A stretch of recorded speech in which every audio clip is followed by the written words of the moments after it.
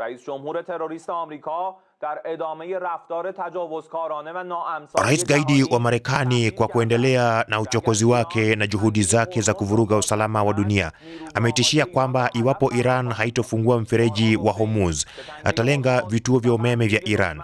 Tumesisitiza kwamba mfereji wa Hormuz umefungwa tu kwa maadui wa nchi yetu na haujafungwa kamilifu, na unasalia kwa uangalizi wetu wa kiintelijensia kuhakikisha shughuli zinaendelea kwa mujibu wa usalama wa watu na maslahi yetu. Iwapo Marekani itafanya kama inavyotishia kulenga vituo vya umeme vya Iran, nchi yetu pia itajibu. Mfereji wa Hormuz utafungwa kabisa hadi pale ambapo tutarekebisha vituo vyetu vyote vya umeme vilivyoharibiwa. Tutashambulia pia vituo vyote vya umeme na vile vya mawasiliano vya Israeli, pamoja na kushambulia makampuni yote ya nishati na umeme yanayohusishwa na Marekani kwenye ukanda huu.